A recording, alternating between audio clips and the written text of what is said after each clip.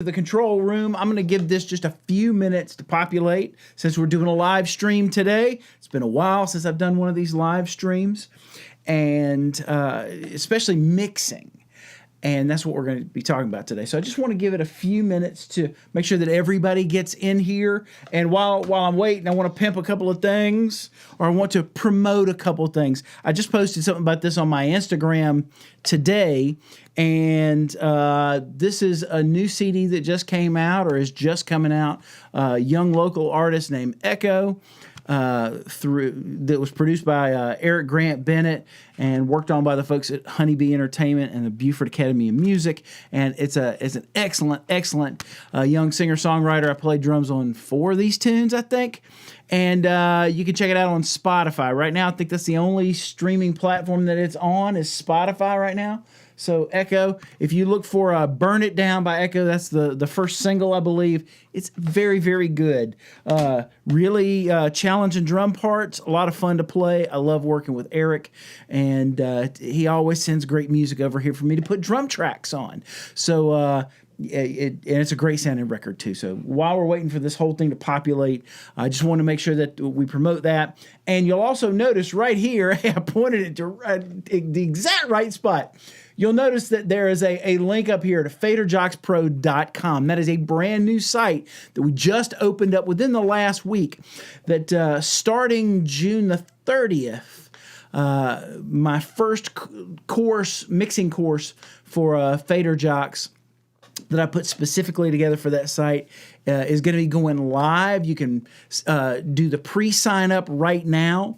And if you sign up before June 30th, not only do you get access to the first 3 lessons, there's over 3 hours of content in this mixing masterclass, this course.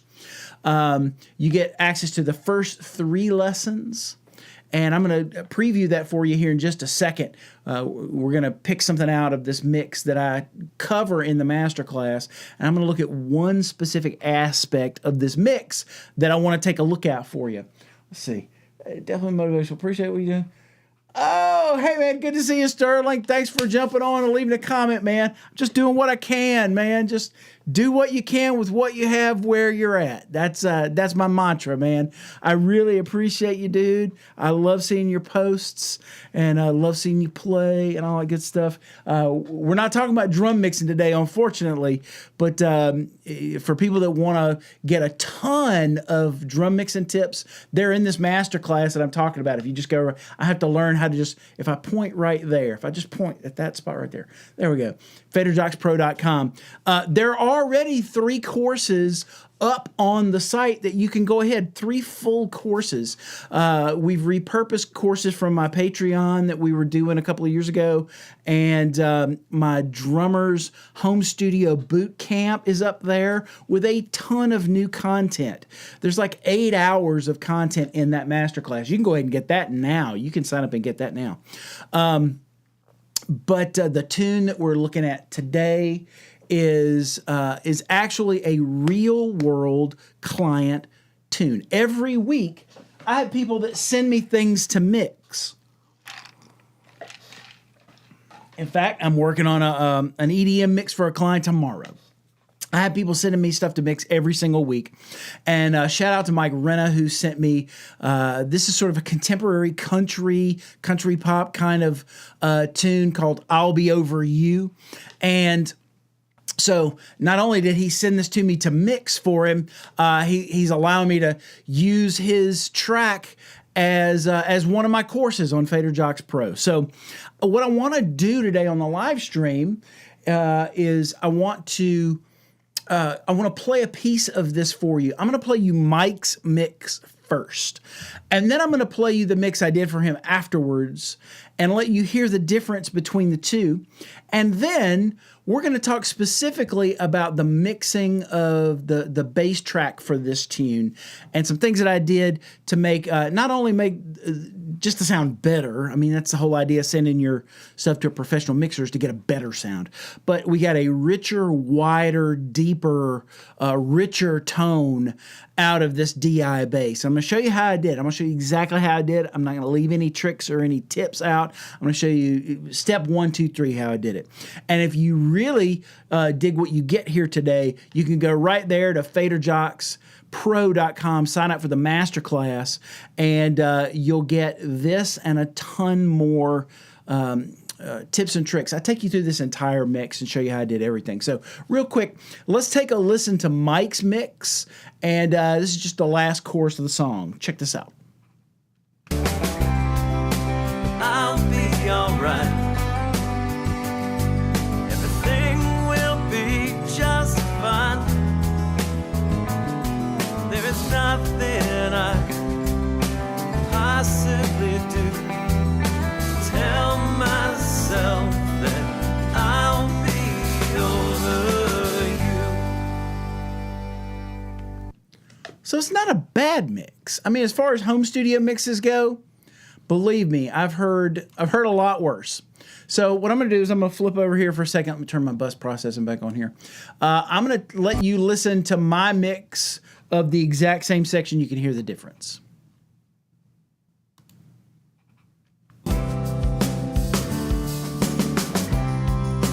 I'll be alright. Everything will be just fine. There is nothing I can possibly do. Tell myself that I'll be over you.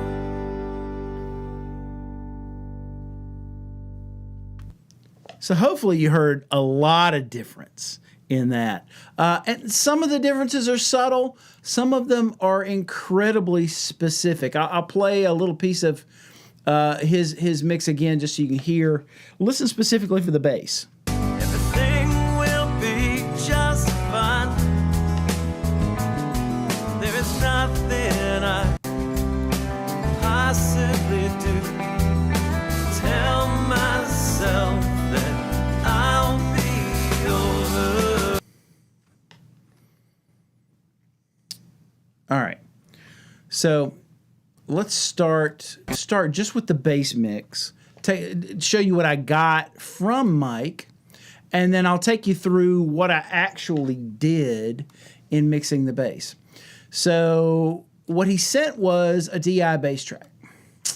So we've got this DI bass. Somebody help me remember that it's 10 down from 0. And let me ungroup my mix there because I want you to hear just the bass. All right, let's back it up just a little bit, and I'm going to take off most of what I got going on here.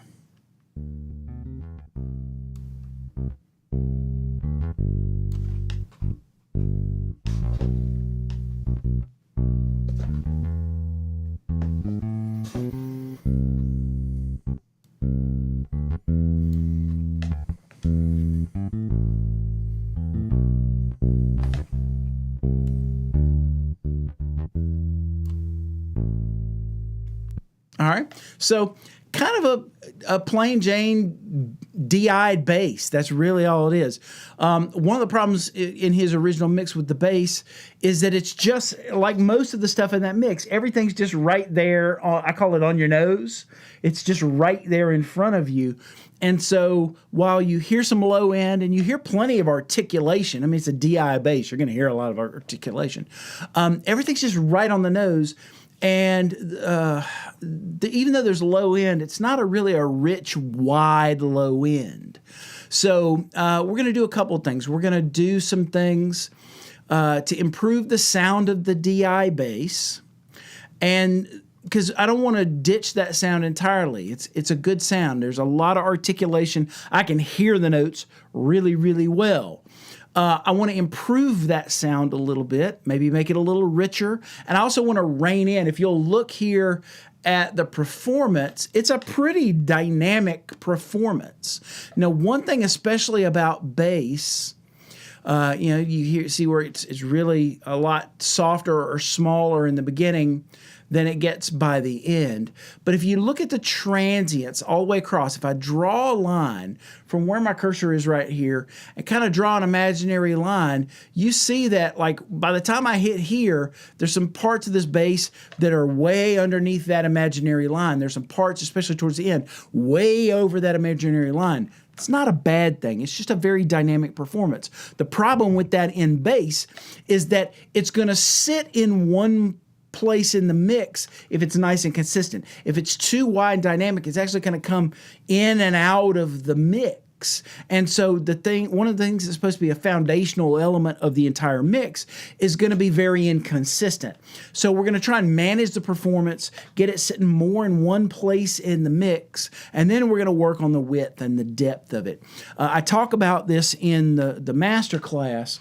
But when I'm putting a mix together, I want a mix that's not just wide left to right, but I'm going for a mix that has a depth front to back, and that also has a width top to bottom, so that when you're listening to the mix, especially if you're listening in a pair of speakers, the bass actually kind of sits in the bottom of the sound stage, much like it would do if you were maybe looking at a band or something. You can kind of feel the low end coming off the floor, and a lot of the high sparkly stuff sort of sits in the top edges of the mix. Almost, I call it earth and sky. So you want the bass to really spread out wide in the earth. You want all the highs to have a nice spread and clarity up there in the clouds in the sky of the mix. So let's take a look at some of the things I did to this mix that really helped. So one of the first things that I did with this was to put it through some tape emulation. In fact, every one of the tracks on this mix went through this Studer tape emulation by Universal Audio. Absolutely love it. Short story, I used to take tracks that I would mix here back when Southern Tracks, the big studio was still here on Claremont, and Claremont. I actually kept a reel of tape down there, and once we'd track stuff here, I would send it to them. I'd FTP it to them. That's how long ago this was. We didn't retransfer or Dropbox. We FTP'd stuff. I would FTP files for a session to them. They'd run it through my reel of 2-inch tape that I had sitting there, and they'd send it back to me as the files.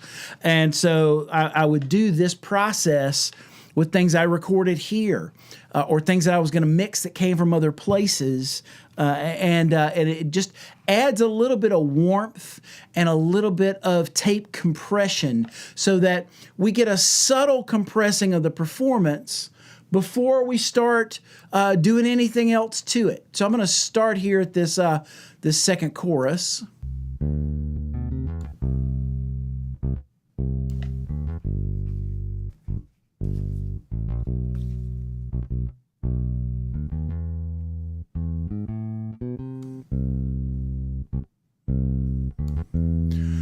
And especially as we get more, you'll see it more towards the end of the song, as we get closer to 0 and as we go into those red overs there, that's when we really start to get a little bit of that subtle tape compression that helps to manage the performance all of a sudden and makes it sound a little more consistent.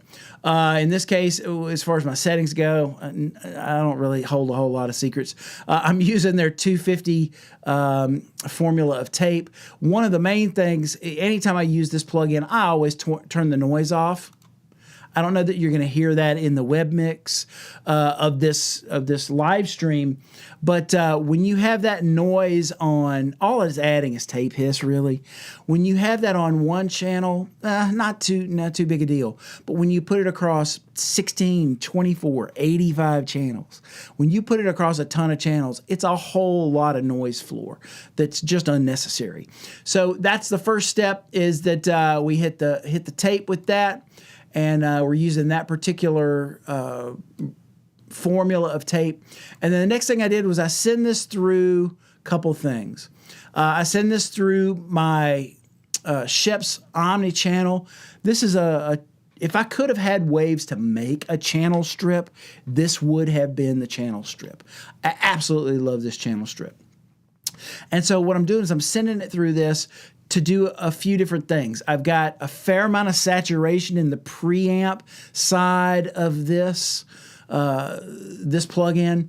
So what the saturation does, we're not talking necessarily like guitar amp saturation. We're talking about kind of a warm, like a tape style saturation. That saturation gives us some harmonics that really just make the whole thing more pleasing to listen to. And depending on which one of these you're using, you can make something stand out even without EQing it. So I'm using a fair amount of that. You'll notice that I am doing a little high pass around 30 hertz. And, am I doing some low pass on this? Yep, actually I am. I think that we had a little noise in here that I wanted to high pass the thing. Oh, there's some stuff I'm doing with the amp. I wanted to get out of the way of the amp. I reamped that. We're on top of that in a second. I did high pass this, just a little light, slope on that. And then I love this thump circuit. The thump circuit just adds a little bit more beef to it, right square in the middle of the mix. And then the first thing that I do that really adds a ton of character is this CLA 1176. Pretty much anything, if you're going to do some compression, you have a choice. You can either pick a compressor that's fairly transparent, that does the job of a compressor, or you can pick a compressor that has some character to it. And the thing about an 1176, no matter which brand of these 1176s I use, or a real one like I have in the rack over there, the moment that I put an 1176 on any track, it just gives some mojo to that particular track. It just brings something exciting to that track sonically. So let me turn off the EQ and the comp here. We'll listen to this with and without this compressor. So here's with just a little bit of saturation and putting that thump circuit in.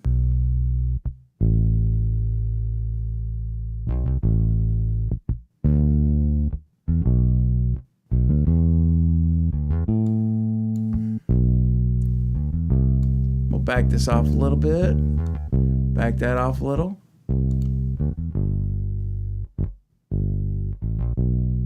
I think I might have, I pushed a little too hard going into this. Gotta be careful with how you push in from one plug into another. I didn't like that little distortion I was getting. That wasn't the good kind of distortion I was looking for. All right, this is without it. On the last note. How about we go back? Here's with it. Now, depending on what you're listening in, you might hear a dramatic change, you might not. You might not hear, if you're listening on your phone right now, you're not going to hear any change. Hopefully you're listening to this and some good speakers. It's subtle what it does. Again, one of the other hallmarks of a great mix or a great mixer is occasionally I'll make a single change to something that is wildly dramatic. Will completely transform something. But this really is about the salt and pepper of a mix.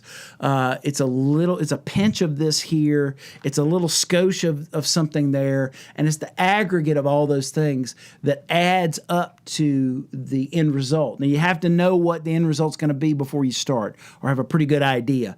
But in this case, each one of these things I'm going to bring in is just going to give us a little bit more of something that we need for this sound. So we've got that saturation circuit. You can hear it kind of adding that in. Let's put this in loop a little bit so I don't have to keep doing that.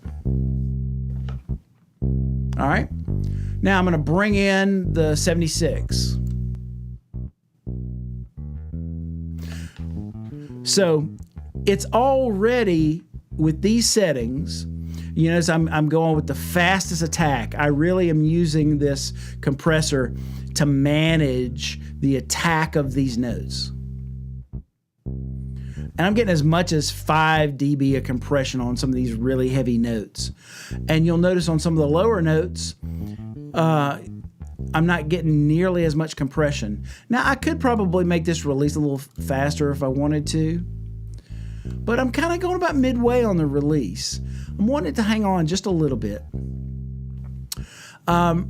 You notice that I'm not using the analog almost again because I try not to introduce any unnecessary noise to my mixes. A lot of times these analog buttons on channel strips and plugins, if there's an analog button, all it usually is doing is adding noise. So I turn that thing off. Now let's talk about this EQ. You should definitely hear a difference when I kick that in.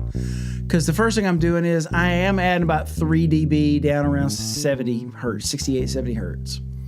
That's going to give us a little more volume, but it's also just going to make the tone a little richer. And then another 3 dB around 738. Now, what is that sound? Hopefully this won't distort when I do this, but I'm trying to just enhance a little bit of the cut of this sound, because when I add what I'm going to add to it, I'm going to need to make sure that it cuts. And that was probably a thing that I added afterwards. You notice I'm using a pretty wide curve. I could go into the parametric on this and get even more surgical with it, but I just kind of around 700, there was a tone in that mid-range that I felt like I was going to need. And that really is what the part of the bass sound that I'm compositing together, that's what this DI is going to do. Is it's going to give me the articulation. It's going to give me a lot of that mid-range clarity that I'm looking for. All right, now I'm using the compressor on this in an optical compression circuit. It's not a circuit, it's a setting. But the great thing about this Schoeps Omni channel is you have your 4 families of compressors all sitting there, and you can just kind of audition them and see what does what. That FET style, I mean, that's what we're really kind of looking at when we're looking at the 76. With an opto circuit, it's slower. So what I'm doing is I'm managing the back part of the note.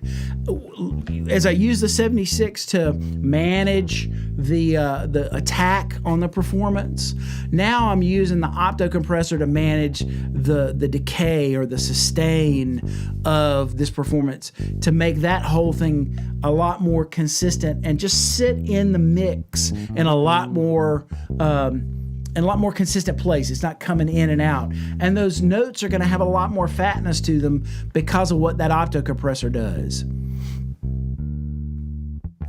You notice that when it hits fairly hard. I mean, I'm getting 3, almost into 6 sometimes on some of these notes, dB of compression. But there are sometimes on the quieter notes where that compressor's not touching stuff at all, or some of the faster notes, it's not touching that DI bass at all. It's gone. It's not doing any compression at all, which is what I'm wanting. I'm wanting to manage the fat back end of all these notes. All right, so that's what I'm doing to manage this. I'm going to bring this back up a little bit. There we go.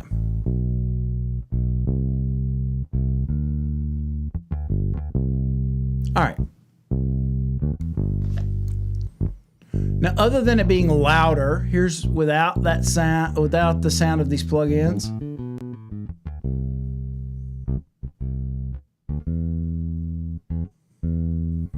It's just very plain, very on the nose.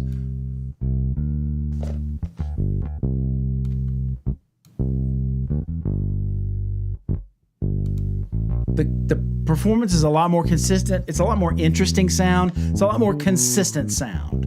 So that's the DI part of this. I'm going to bring that back down to where it was at 999 down.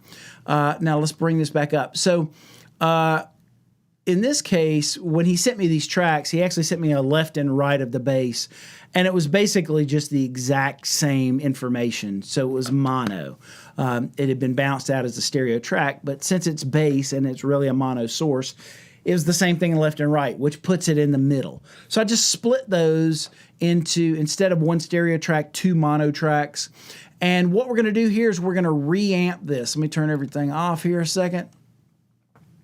And so you'll hear without that I'm getting the exact same sound we started with.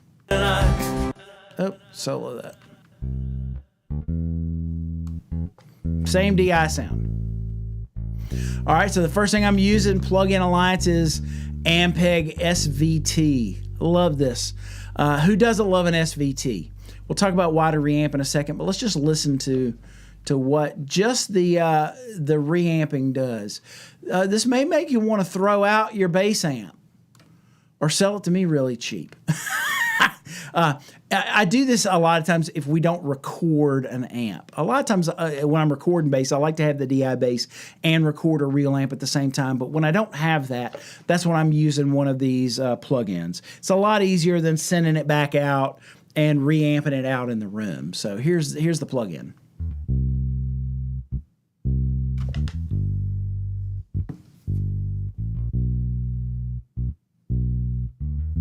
Now, other than adjusting the volume to get the tone that I'm looking for, because that's one of the things about these amps, as they get louder, it doesn't just get louder. If you had an amp, this actual amp, as you turn this up, it's going to change the tone. As you're driving the tubes in this thing and causing it to work harder, you're going to get something more out of the amp than just volume, harmonically. Now, they do have a bright circuit in here. I don't need the bright circuit because I don't want to use this track for brightness. I want to use this track for girth and width. So all I did was I think when you open it up, it kind of comes flat. I just bumped up the bass just a little bit it's just got a shelving EQ on the high and low. So all by itself, that makes a huge difference. One of the things that it does is it takes the exactness of the performance out. If we're trying to make the performance more consistent, one of the ways to make it sound more consistent is to kind of round off the edges a little bit. If you've got these square corners to that bass sound, it's hard to make it sound big and round because everything's squared off. So just the amp plugin by itself softens those hard edges, and all of a sudden I already get a sound that's a little more pillowy, a little more cushiony. It's got a little more girth to it. And then of course the next step is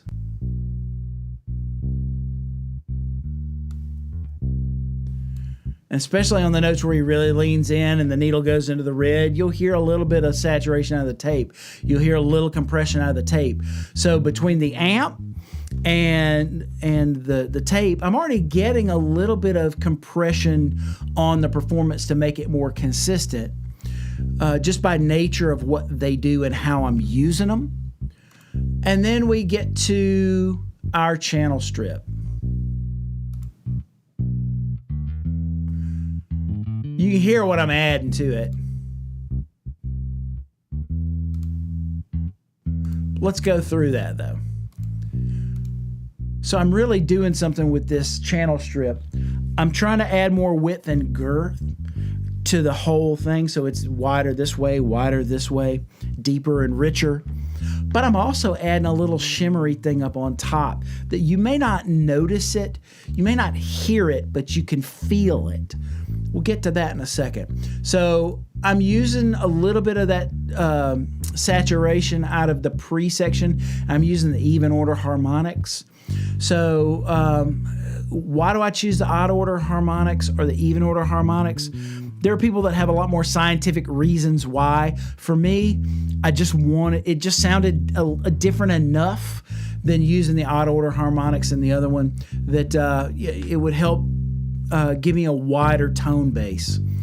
I am doing a little bit of, well, not a little bit, a lot, where I'm kind of starting to slope it off pretty heavy, 18 dB per octave at 70. As I'm adding all this low end out back to it, I want to be careful that I don't really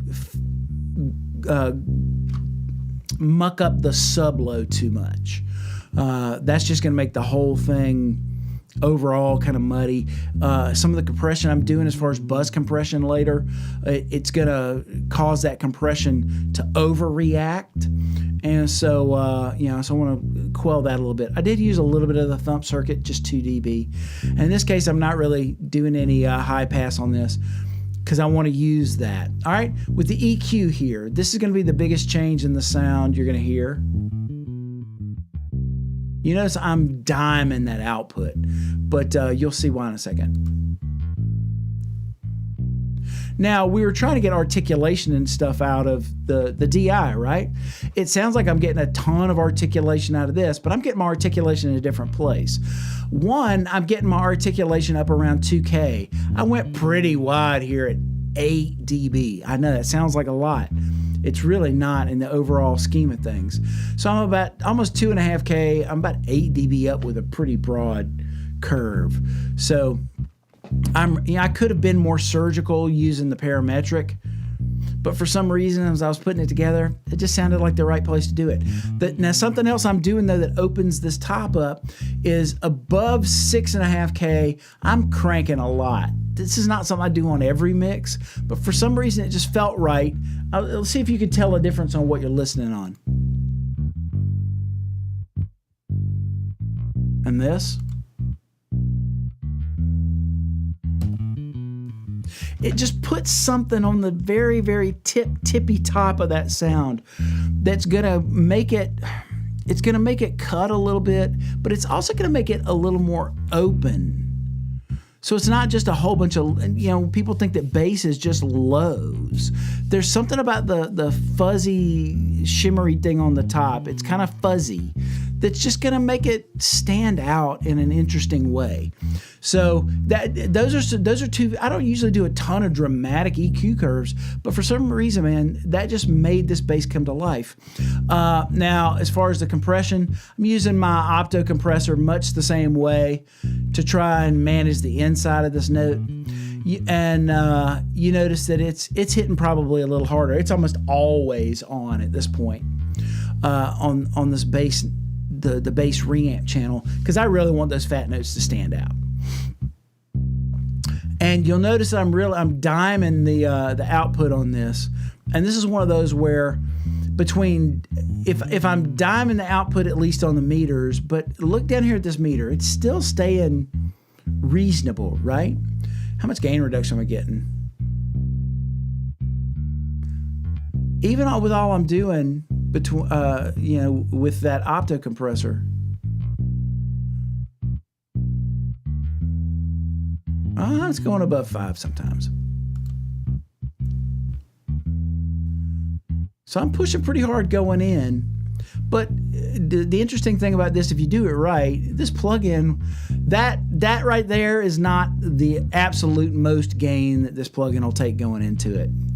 Actually pushing a little hard into this one actually gives you a little something. Same way coming out. As long as this looks good going in and out, and I don't see a clip light going in, I'm usually cool with it. It's when I see a clip light going out, I'd be very careful. It's how fast is that clip light getting hit and how long does it stay there. And I had the limiter on just in case at 2 down. I don't think this limiter hits very much. I think we managed it pretty well, so it doesn't build up too much. Now, let me kind of put them both at the same volume and bring them both in. You kind of see how they composite together. 3, 9, 4, about the same. Here we go.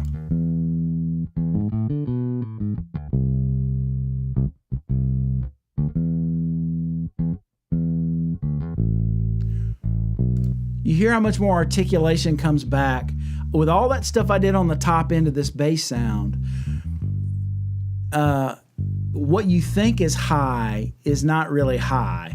The higher sounds, where the articulation, the higher mid kind of sounds of this bass, they're in the DI. They're not in all that EQ stuff I was doing. That EQ stuff just kind of opens up the clouds part of the sound. Now, the only 2 things I didn't do on this bass mix that a lot of times I like to do is a lot of times I'll create a bus, especially if I want to have control of the mix of those two channels, I'll create an aux bus and send both of them to it. I did that with the drums. I've done that with piano and guitar and a lot of other things in this mix. A lot of times I'll compress both of those. But since I was doing so much to it and it sat in just the right place, just like I wanted it to, I didn't really need any bus compression on it, on the total sound. And that's one of my hallmarks, one of my mantras that I try and instill in everybody. It seems like I might be doing a lot to this bass sound. I am doing a lot, but I'm not doing anything that's not absolutely necessary to get the sound that is in my head when I hear the track and the bass part for this track. This is the sound that I wanted to hear when I originally heard the mix. This is the sound that I thought, you know what, this is what it needs to sound like. And I just use the tools to help carve up and get that sound. So I'm not doing any bus compression. Now, one thing I could do that I didn't do on this mix because I didn't feel I needed it. Remember we talked about that width of the bass. A lot of times people just think that lows kind of sit in the middle, but that's not really true. Lows can sit in the middle, but there are times when you want the lows to spread out. Just the nature of this sound, it already kind of, for me, in my speakers here in this control room, already kind of spread out the moment I brought in the reamp. But if it didn't give me enough, or if bringing that reamp kind of clouded this part of the stereo field for the bass for me, one thing I could do, I will do it on this just to show you, I can use one of these spatial plugins. It's going to take this mono. Where are you at?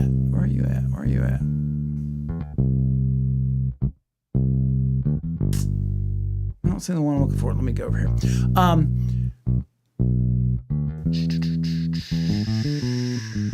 I've got a few different ones that I use, but there's one specifically I'm looking for. If I need to make some room in the middle for that DI bass, and I also want to spread my, and now that I'm looking for it, why don't I see it? There's like a dozen people right now. Here we go. There's a dozen people out there right now that are going, this is the one you need to be using. It's funny, when I don't try and think of the name of it, I just pull it right up.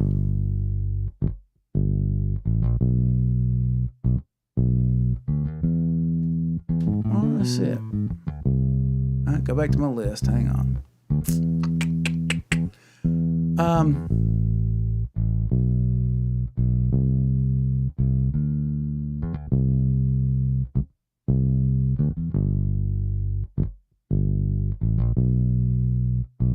Just do a search, Brian. So when I can't figure it out,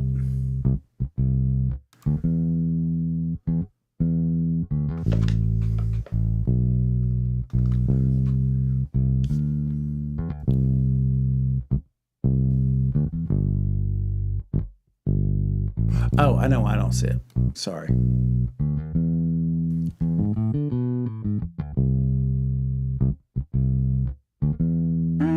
That's it.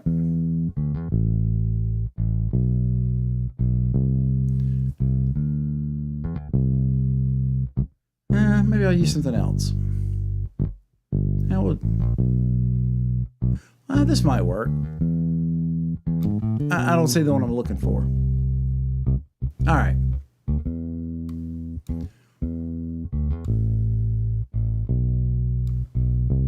So what you'll notice that this plugin is going to do is just turn that mono track into a stereo track.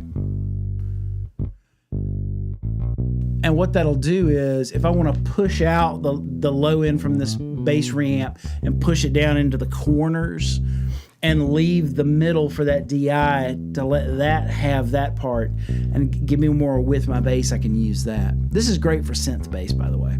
If you've got some real primary bass sounds that you have sitting right in the middle, but you're not filling out enough of the rest of the bass in the sides, you're not feeling like the bottom, the earth of the mix, and some of your synth bass stuff is really filling out the corners, you can kind of do this. I didn't really feel like it needed it. In fact, unfortunately, because this is such a band tune, it would have sounded kind of unnatural. That's why I didn't do it. The other thing you need to do when I'm doing all this processing is I always check my phase. Sometimes when I'm doing some of this processing, especially if I go pretty far on one end or the other, I can kind of screw up my phase alignment. Sorry, I didn't mean to kill you with that. I can kill my phase alignment a lot of times, and actually get less low end when I put those two things in. So let's bring these back. Go back over to my bass.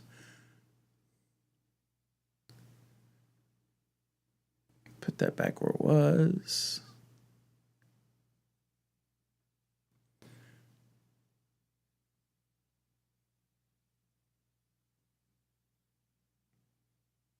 Yeah, that's close enough. All right.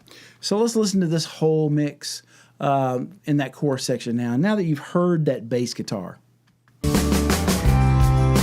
I'll be alright. Everything will be just fine. There's nothing I can possibly do. Tell myself that I'll be over you.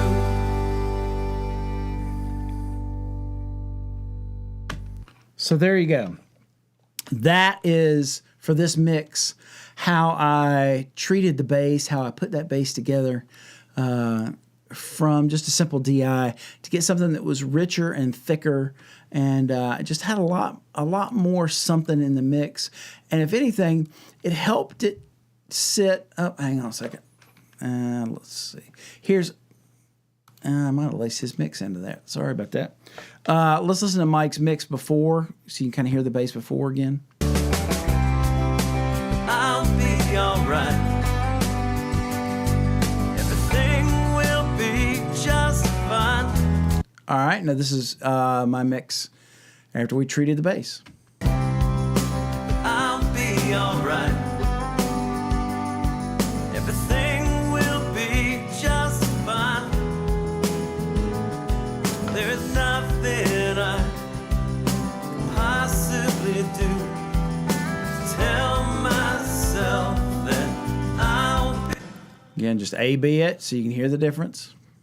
I'll be alright.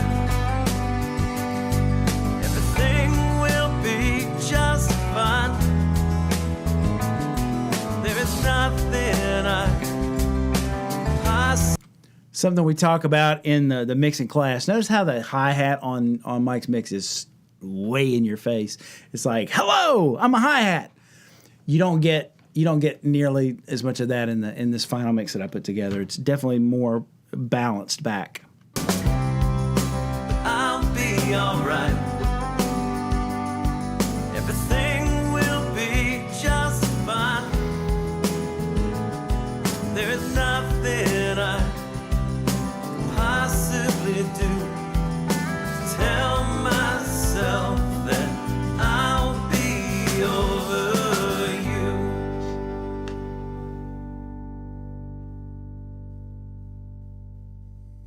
And we get a ton of sustain out of that bass on the last note.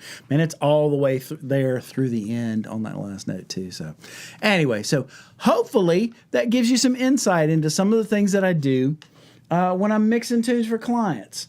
And if you want to get more of this kind of information, we've opened the Fader Jocks Pro site, faderjockspro.com. If you go right there to the URL, you can sign up for the mixing masterclass where I take you through this entire mix. I appreciate Mike Renna for letting me use this tune. I thought it was a great tune to do a masterclass on because it really does show a lot of the kinds of things that I see from real world client projects.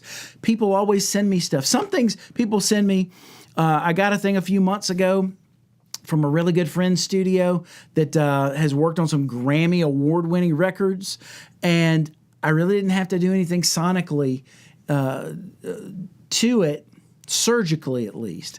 I just had to do some light stuff here and there and some balance, and everything was beautiful. that's probably 20% of the mixes that I get, where everything is mostly there. I've just got to do a little stuff here and there, a little bit of salt and pepper in different places. A lot of the mixes I get, I've got to do things like this where we have a sound. It's a usable sound, but it might not be the sound that's really going to fulfill what we need for the mix. And especially if someone's going to go to retail with it, if they're going to go to a streaming service with it, if they're going to press it on a CD, if they're going to put this out in the world, we want something that you can listen to and not have a caveat about. And with this mix, there were a lot of interesting challenges. Those drums you've been listening to, not a real drummer. That's Superior drummer, and I'm not sure, it's some kind of MIDI performance of some sort. I don't know if it came from a library or if someone played it in on MIDI, but those are MIDI drums. And I think with this mix, I did a good job of de-emphasizing the things that would let you know that it wasn't real drums, and but also brought out some of the stuff. You know, most people think that with Superior drummer, you just kind of pull it up and it's sort of ready to go. And that's really not the case. You still have to do some work with those sounds, even though they were recorded well and they do a good job to get them sounding good in Superior Drummer. And it comes with some cool effects and things that make them sound pretty polished. But if you're really going for a super duper professional level polished drums, there's still a lot you've got to do to Superior Drummer to get it to sound like real drums. So Superior Drummer, instead of a real drum kit that was recorded, was one challenge in this mix. That bass, just a straight up DI bass, no amp, none of the things I would normally associate with the kind of live bass player sound that I would expect to hear. A couple of acoustic guitars that had some interesting challenges. We had to do some things as far as adding some percussion to this mix to give it a little more forward locomotion. That was something that, while not actually a mixing thing, it is a tool that I'll use in the mix phase if I feel like I'm missing something. We had a piano, an electric piano, that we had to find space for because they had very similar roles. And so in the class, we'll talk about what did I do to make that happen, to give them plenty of separation, and so that you hear them on their own, but they work in concert together. A couple of acoustic guitars, same kind of thing. Acoustic guitars playing throughout this, but playing very different roles. How did I treat those in a way that not only can you hear them individually really well with a lot of clarity, but you hear them in concert together. They're working together to create a sound. One of the other interesting challenges of this mix, and we deal with it in master class, is there's a fiddle and steel guitar in here, but they're both virtual instruments. They're not real fiddle and real steel. So what are some things that I do to help mask the fact that these are virtual instruments, not real instruments, and maybe even enhance the sound, make them sound hyper real? So, and then we go into some of the vocal mixing. We go into any of the mix techniques I use for instruments and putting rhythm section stuff together like that. And then we go through, you say there's a lot of automation there in the course. We talk about automation. We talk about vocal treatment and the things that I do or did in this case to really, one of Mike's complaints about the vocal as he had it in his original mix was it was just there. It really didn't have a lot of character to it. It didn't have a lot of top end. Or it didn't have a lot of clarity is really what he means. It was sort of muffled sounding. Some of the things that we do to not make it sound as muffled are not what you would think. I cover those in the class. Also, width. How do we make this vocal wider? It still needs to sit in the middle. It is the most important thing in the mix. It needs to take a prominent role in the middle, but how can it be bigger, larger? If something sits right in the middle, it's too on the nose, then all of a sudden it just sounds too plain and too flat. And so how do we give this thing depth? Again, left to right, front to back, top to bottom. Those are all those kinds of things that I cover in that mixing master class. So if you go there to FaderJocks, pro.com, faderjocks.com is the podcast. We've got some episodes of those coming up soon. FaderJocksPro.com is the new audio engineering video course site that we just opened last week. This class mixing this particular tune. This course on mixing this tune starts on June 30th. And if you sign up today, you get the first 3 lessons. There's over 3 hours of content. You get the first 3 lessons you can watch immediately. And anybody that signs up between now and June 30th gets entered in a drawing. And we're giving a bunch of stuff away. We're giving away a studio microphone or 2. We're giving away some plugins. So we're giving some cool stuff away to people that pre-enroll in the class. You get the first 3 classes if you enroll now. June 30th. All of the classes will open, and you can watch all of the lessons. The whole master class opens up. You can see all 3+ hours of content. So hopefully you got something out of this. I really appreciate you. If you're watching on YouTube, watching this live stream on YouTube, make sure that you click the subscribe button, give us a thumbs up. Those are 2 ways that you'll always make sure that anytime I'm live streaming or I'm sending out new content on the YouTube channel, you'll get that. And if you're on Facebook watching this right now and you'll give this thing a like, then that'll push it up in the algorithm. And the next time I do one of these live streams, which will be tomorrow, you'll get notified of that. You'll be able to, it'll get pushed up in your feed. And if you have any questions, leave them in the comments below and I'll try and answer those for you. And that's all I've got for you right now. I hope you found this super duper informative. It's been fun to start putting together these mixing courses for FaderJocksPro.com. It really allows me to show you the stuff that I get to do every single day, every single week, every single month as a professional mix engineer. And I get to take things that folks like they're watching this right now, record in their home studios or at other studios, and really help bring all of that to an entirely different level, a level that's competitive with anything else in the genre that particular tune is in. That's my goal anyway. When somebody sends me something to mix, can we make this competitive with anything else that's in that genre on Spotify, Apple Music, the radio, wherever it's going to end up. So that's all I got for you. Thanks so much for hanging out with me. And again, if you had any questions, leave them. I'll answer after the stream is over with. And I guess until next time, be awesome to yourself. Be extra awesome to everybody that you meet, especially in today's climate. And until next time, I'll see you when I see you. Thanks so much.